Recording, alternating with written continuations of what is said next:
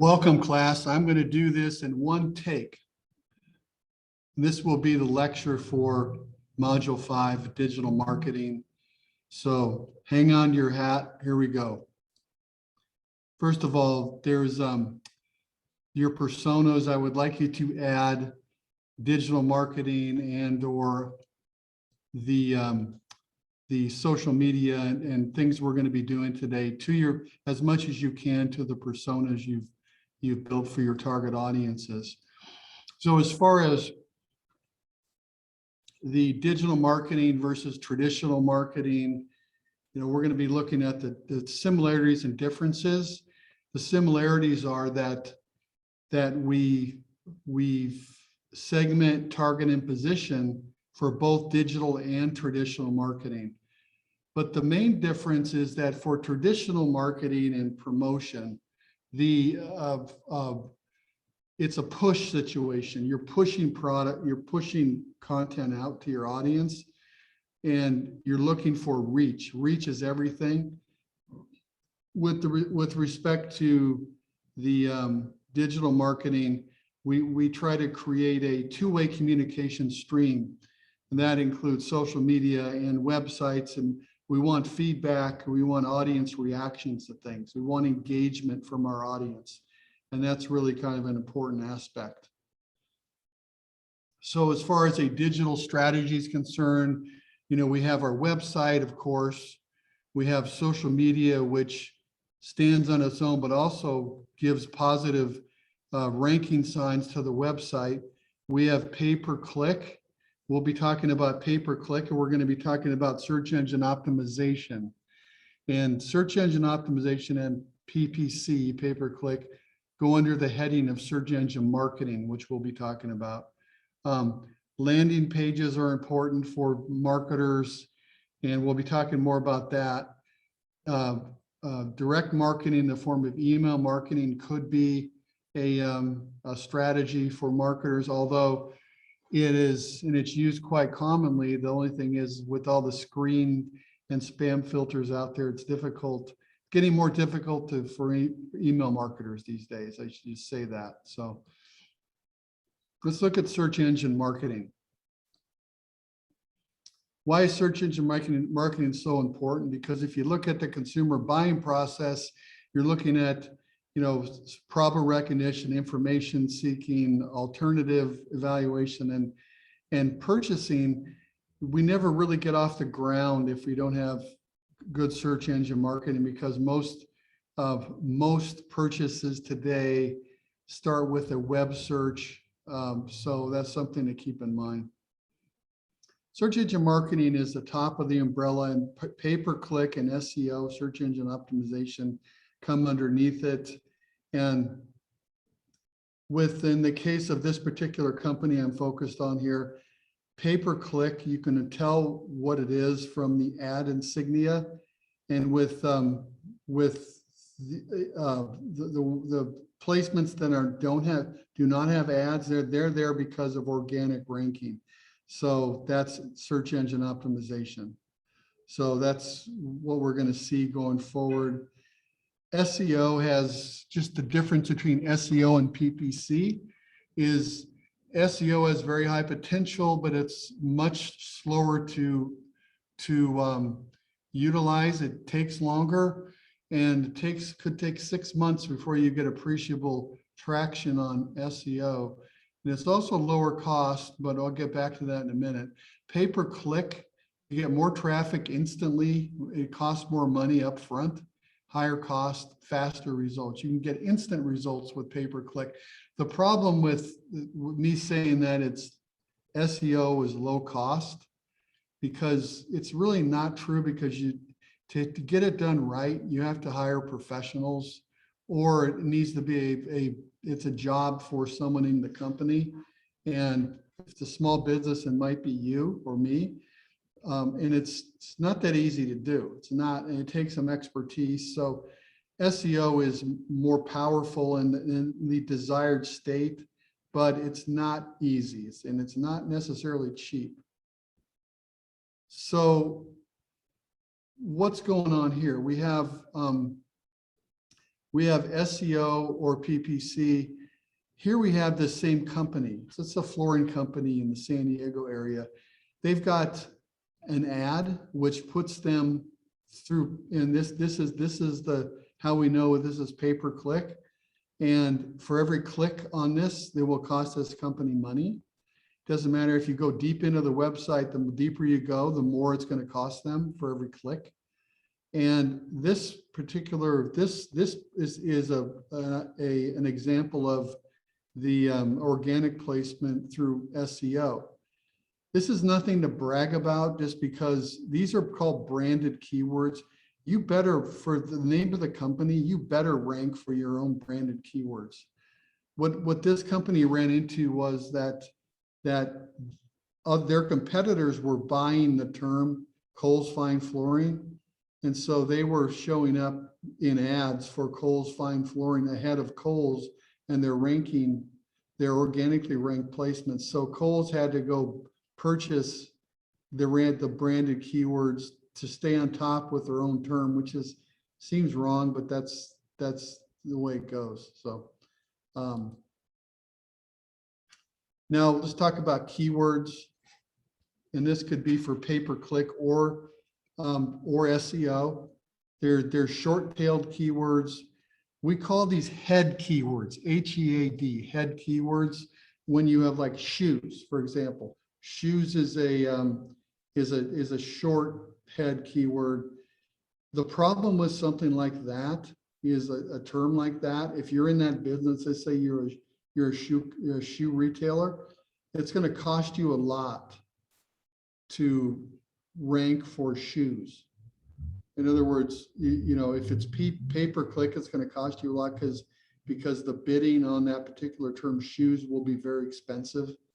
And and if you're going to put it into your website, if you're going to use shoes in your website and kind of organically place them in there as keywords, you're going to have a lot of competition doing that. So you're probably not going to get much in terms of the organic keywords and being found for those. However, the longer the keywords phrases, the less expensive it is, but there's also less traffic on longer keyword phrases, but it's more specific, it's more targeted.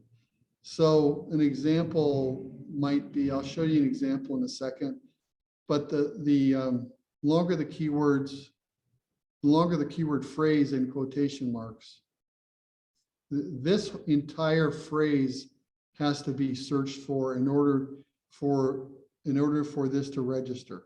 You can't just pick responsive or themes or blog. The whole phrase has to be there. But I'll explain why that's valuable in a second here. So head terms are 0 to 26 characters. Just keep in mind there's a high competition for those. And long-tailed keywords are, you know, let's say 26 to 40 characters.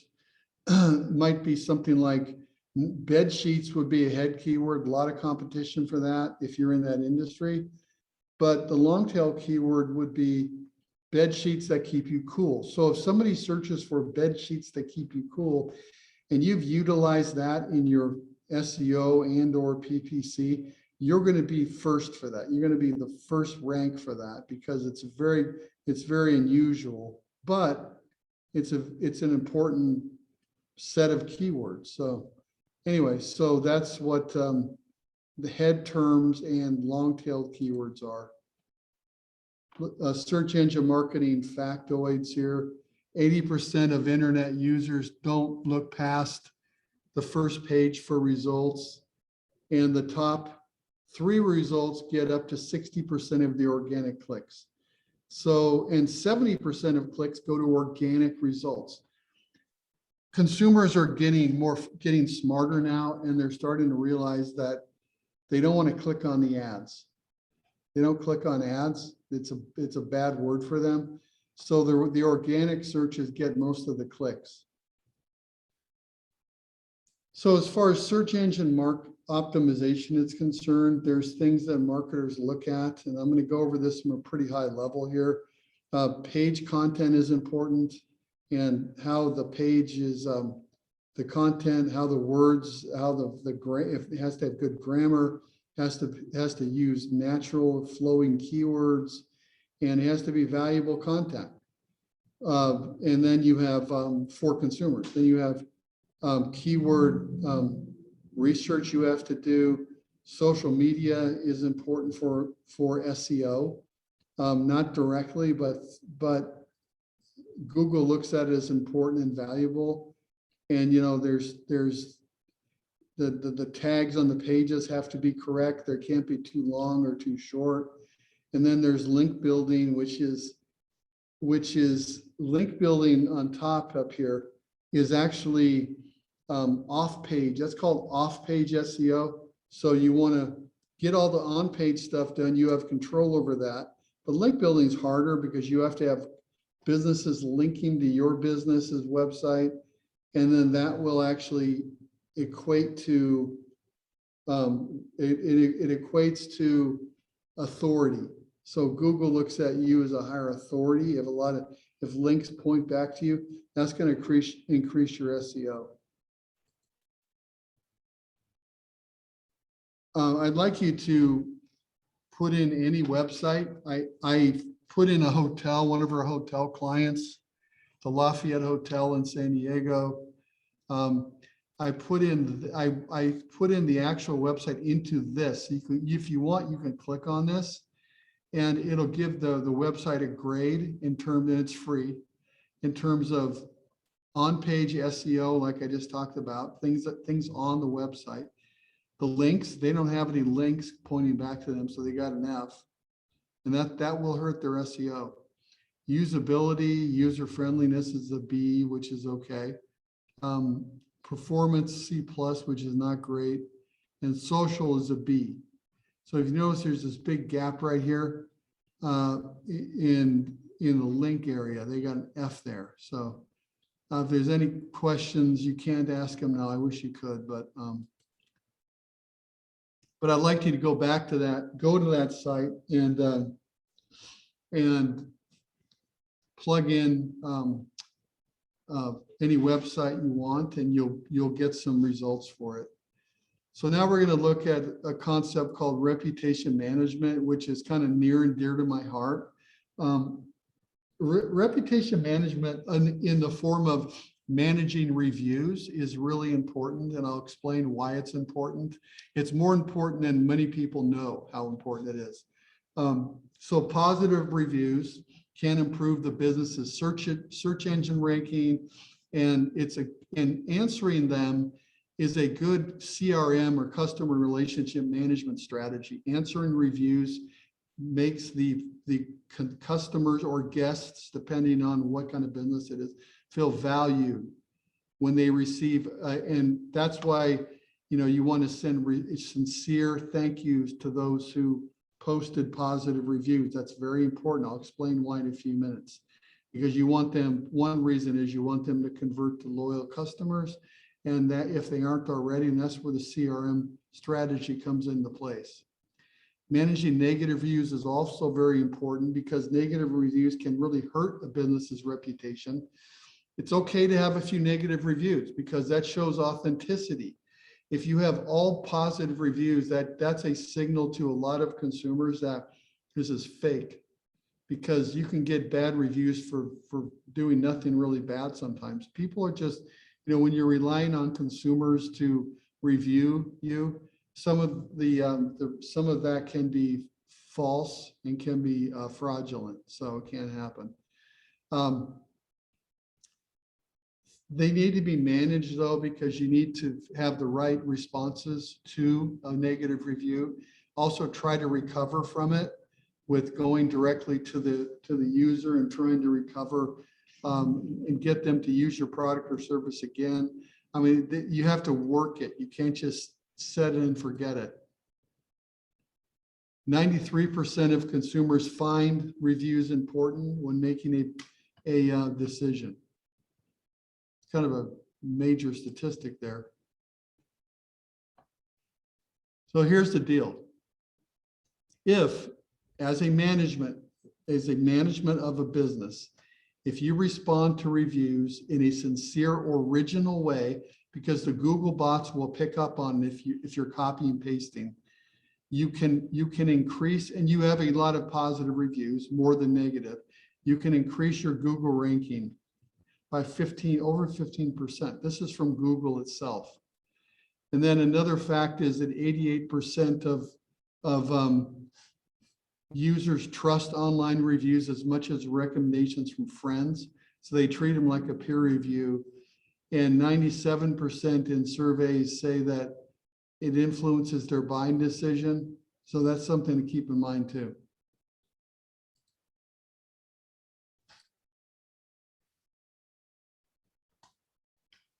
I just want to show you how not to manage reviews. This is that same company I was showing you, Kohl's Fine Flooring. This is something that most marketers don't know this, but Google picks up on these things. So these were two happy customers, completely independent of each other. This was a week ago to 3 weeks ago. See, these were 3 weeks apart from each other. They copy and pasted the same answer to both, which is, to me, is the highest degree of laziness you can get. Because this company, we did an analysis on them. They only get about 18 reviews a month, and they can't even spend the time to send original, sincere responses to their customers. It's really sad, I think. But this is, see, what they did here is they changed a couple words in the first line, then they sent the rest of it out. And, you know, instead of sincerely thanking the customer for taking the time to write the review, hoping that you'll see them again, hopefully they'll talk to their friends, you know, share their story with their friends. They brag on everything they do. We have an excellent selection of quality products. We have an excellent selection of quality products and professional designers. Same thing here, which really is a turnoff to a lot of people because they just want a sincere thank you. They don't need to hear sales pitches every time you respond to them. Here's some other ones that did sort of the same thing. And, you know, again, they're changing a couple words and then they're sending the rest of it out, selling the whole time. Here's somebody it looks like a Google review. And instead of saying, thank you for your 5-star love, we really appreciate it, hope we see you again, they just copy and paste, thank you for your 5-star rating, thank you for your 5-star rating. So anybody that sends a review, it doesn't have any comments, they're just gonna use the same copy and paste. Here's a negative review I wanted to show you that basically, if you read this review, I don't have time to read everything here, but this consumer thought that that Kohl's Fine Flooring didn't think their job was big enough, and they kind of blew them off. And here they apologize, but not really sincere. I mean, they said they already made a decision to go somewhere else. They'll never go there again. But here they're asking them to please call our kitchen and bath department, Henry Brown, if there's anything we can do to earn your business or trust. They're not going to do that. We value every customer regardless of the job and strive to excel for every client. Again, bragging again about what I don't know. So they asked us, and we wrote a more sincere review, but we did a couple things here. Number one, we call them by their first name. And that's something that it's just, people like to be called by their first name. It's a best practice. We basically apologize profusely to them, say we are very disappointed that you know, they said every job is important to us, and we're disappointed that you didn't get that sense shopping here. So, but we did ask if there's anything they could do to help the matters. We asked them, we gave them a live email link. And what you're going to see from a consumer behavior standpoint is that a consumer is much more likely to click on a live link and send a note than they are to sit down and make a phone call. So we're trying to tell them the best practice, how to do this. And this one, again, selling, constantly selling on everything. Even if they have a positive review, they try to resell people. And they could just be thanking them and making them feel valuable and trying to encourage them to come in again sometime and tell their story to other people. Instead, they just have this insincere copy and pasted approach. And this is another business. I'm just showing you how not to respond. And one thing you don't want to respond with is a copy and paste. If somebody spends the time to review your business and put a picture up here, you at least should have the decency to send them a sincere note. And again, this person, this April, just sends copy and paste it to everybody. She's got like probably 3 comments she'd copy and paste from and sends them on. So why is this so important? This is as a result of some recent research that has been done, and is about as recent as I could get. We're going to be looking at 2020, 2019. How many customers received a response to a review from a local business? Well, 35% said on every review, which is a lot. 21% said on over half. And then some say sometimes, but most, over half of consumers receive a response from the business. The question is, what's that response look like? Is it copy and pasted or is it sincere? And how quickly do consumers expect reviews to be responded to by management? Most within a week, almost all within 1 week.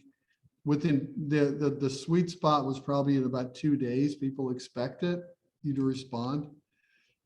Which key review sites did consumers use to find information about your local business? So this just breaks down the different sites. So we got Google, we got Facebook, we got Yelp, Better Business Bureau, and TripAdvisor, but Google reviews is dominant because after all, they control the search engines, don't they? How many online reviews did consumers read before they were able to trust a business?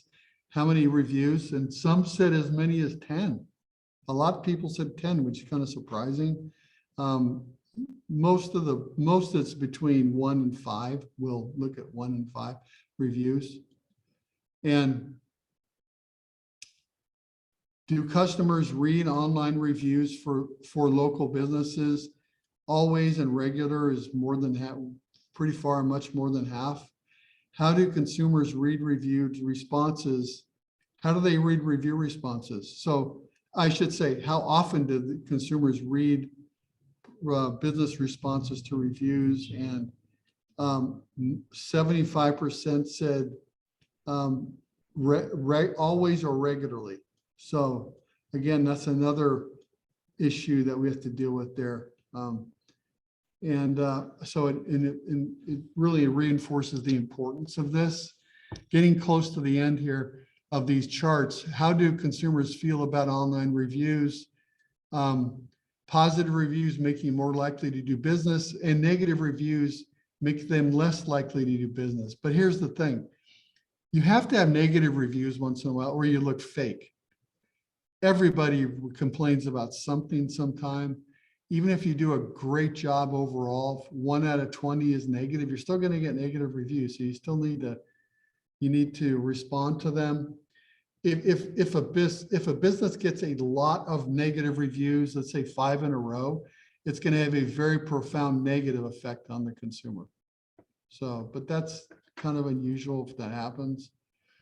Another fact, a couple of facts about review management I'm not going to read, but you can go back to the static version of this presentation to get them. It says, don't be tempted to create a one-size-fits-all message to every review. We've been talking about that, right?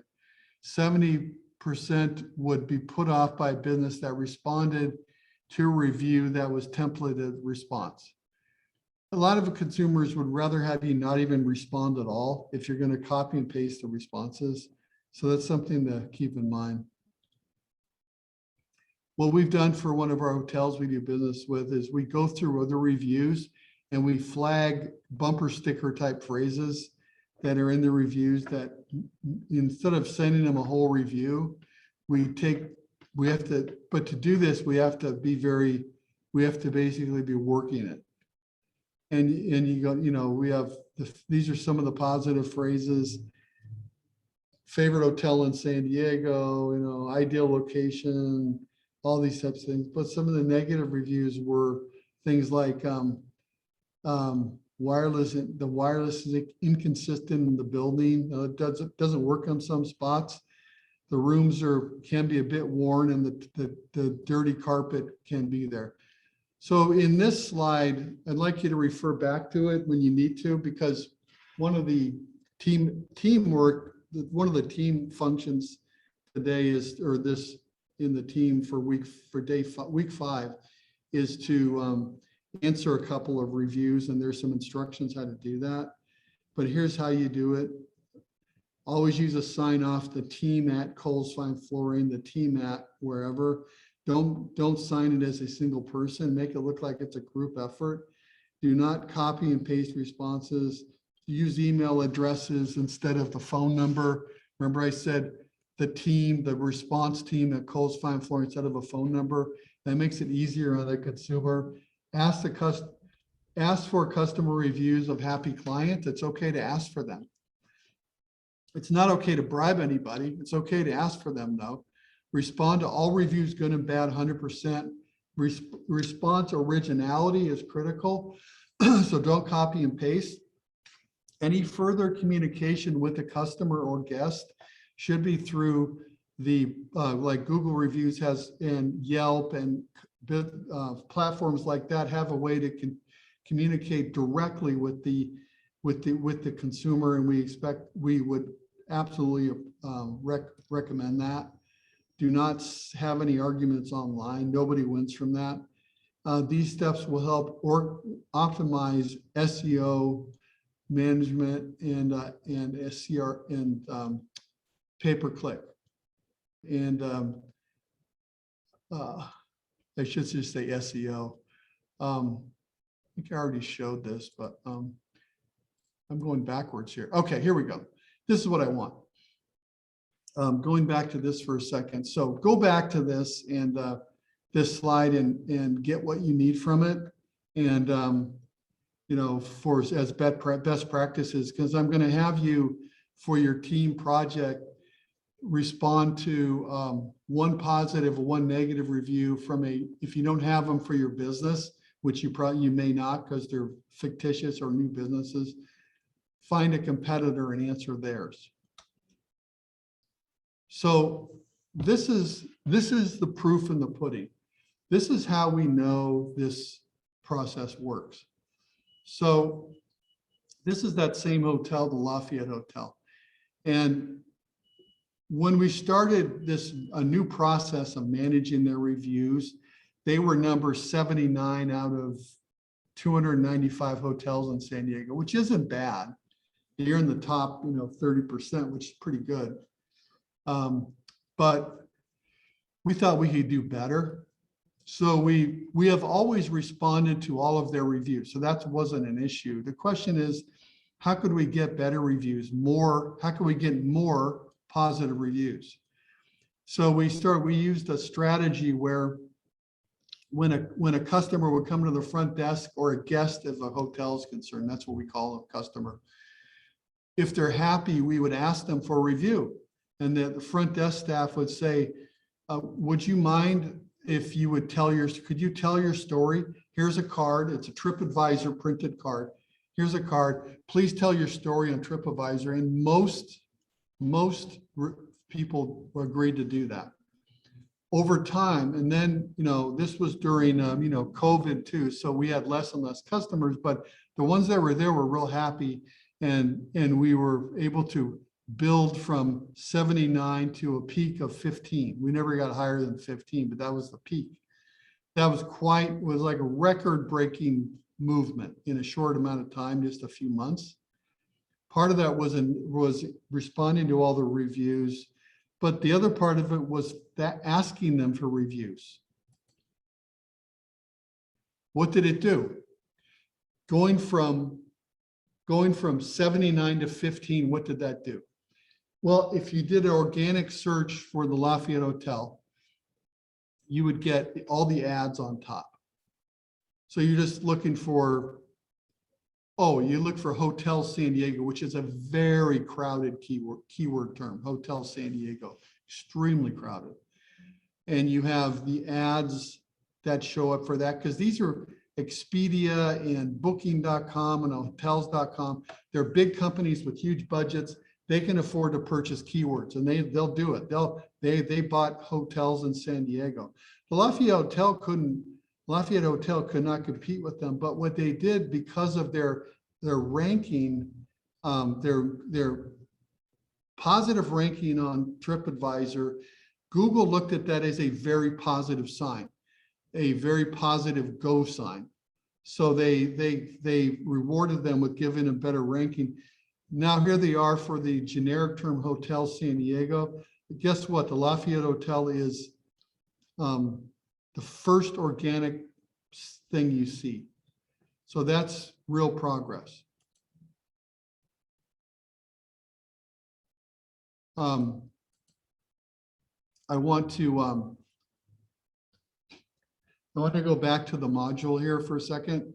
So that's review management, and that also included search engine optimization, search engine marketing, which includes search engine optimization and search engine pay-per-click, included those two things. I want to go to the classroom real quick, the modules, and we're in week 5 now. So we have a discussion forum this week, and it involves around who Facebook thinks you are. It's a way to test Facebook's advertising. So just follow the instructions here. It's kind of a cool thing you'll find. And I'd like you to share your experiences with it. I'll be responding to some of the posts on that. This has been kind of a tough week for me, like I mentioned in the announcements. So it's hard for me to get to the computer that often. I have a time slot here. So individual assignment is to create 2 to 3 posts, or identify 2 to 3 posts in your searching. And what I'd like you to do is identify a concept called the 80-20 rule. And I'm going to talk about that in a minute. And also review this very short video on how to use hashtags. And I'd like you to either create or capture, it's up to you, 2 to 3 posts that would be either on Facebook or Instagram, utilizing the 80-20 rule.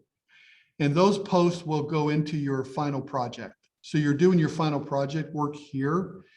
And now if you're on a team, I expect each person on the team to capture 2 or 3 posts. If you're individual and not working on a team, you can have a total of 2 to 3 posts that reflect the 80-20 rule of social media, which again, I'm going to go over in a little bit.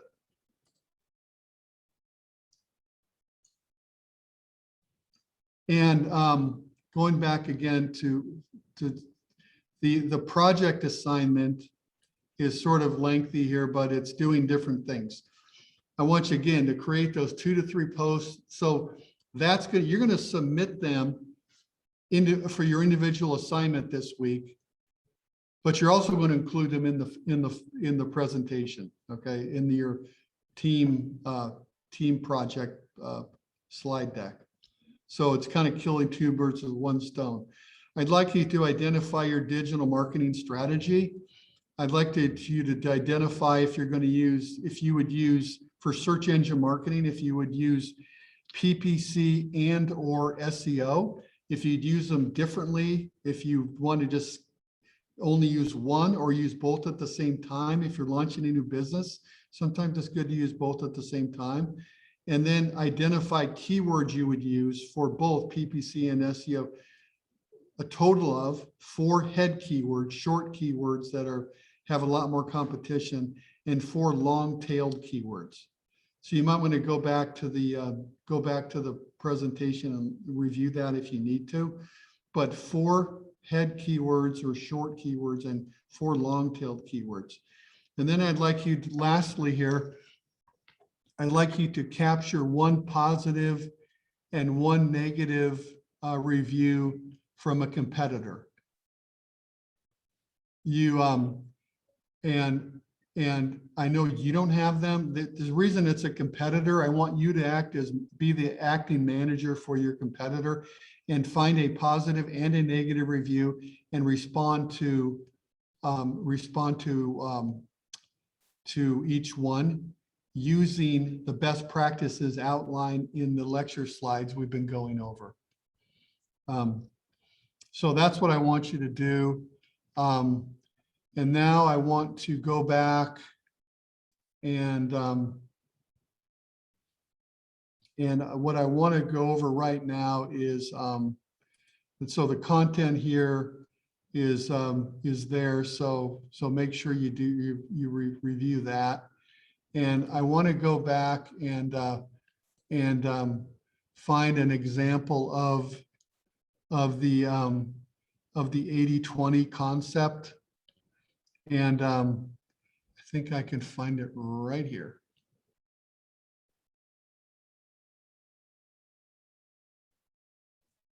And I'm going to scroll down to what I want here. Yeah, that's what I want. Okay. Stand by here for a second. Boom. And I want to, is that? So the 80-20 rule. It's based on the concept of what's in it for me. The WIFM, what's in it for me. You want to promote in your social content, interesting content about others, helpful to the community, not promotional.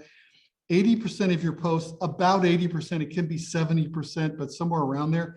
And only 20% or a minority will be focused on the other, which is the direct promoting of product and services. And I want to show you the differences here. So I want to show you what happens when a company just promotes. This company, Kohl's, I pick on them a lot because there's a lot to fix over there. And we're working on that right now. But here's what happens. They've got a lot of followers on social media, both Facebook and Instagram. But look what happens when they post just an ad. Consumers want to be entertained. Ask them the first thing they want out of social media is to be entertained. They don't want to be sold to constantly. If they do, they will stop following you. Look at this. I think you can see the lack of engagement. 1 like, are you kidding me? So these are, and this is their Instagram page, only 5 likes here. This is one of their competitors, and this isn't great, but it's showing a nice little contrast between the two.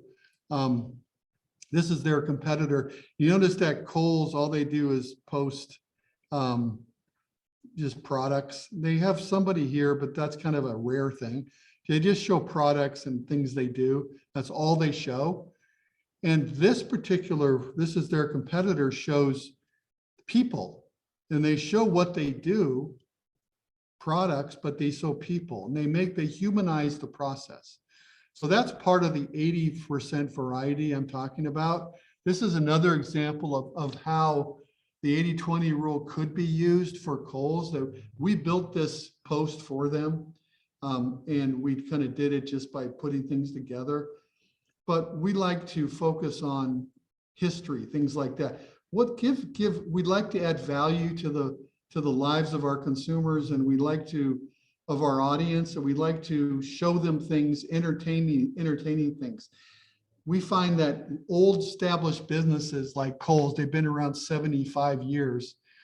some of their customers like history. This shows the off ramp to their store the way it used to look in 1951, when there wasn't an 8 freeway in yet even. So we like to show things like that. This is just a recommendation for them. Another recommendation, this is not Kohl's sales team, but this is another sales team of, I just grabbed this online to show. And also, what about showing them? And what about showing your installers? You have people that are going to be entering your home, installing things for you. Show they're nice and clean cut, and they're good people, and they're getting an award. And then this is actually a person that's been answering phone calls for Kohl's for 40 years, believe it or not. And maybe it's 40 years. And she's still there. She retired, but she still works for them. Why not show her? And maybe some storytelling. Storytelling is really effective in digital marketing. Tell stories. And sometimes you can't always do that on Instagram. You can do it on Facebook. And this is Frank Lloyd Wright, who helped design the Kohl's name. Tell a story about Frank Lloyd Wright. So what I wanted to just to reiterate to you is that the 80-20 rule is a real thing. It can be funny things. It can be the 80%. Think of entertainment and storytelling and adding value. You know, like if this was coffee, like if we were selling coffee, an 80% variety might be something like this. It might be something like showing a map of the world where most of the coffee is grown, and showing where it's, you know, like in Colombia or somewhere like that, Hawaii, where coffee is born. Maybe another post showing the health effects of coffee, that it retards or slows down the growth of Alzheimer's. It's good for the brain. And then maybe on the third day, show a coffee latte that is something that, you know, that is on sale that day or something. But lead with value-added, interesting, educational, humorous, or just people of your business. Lead with that.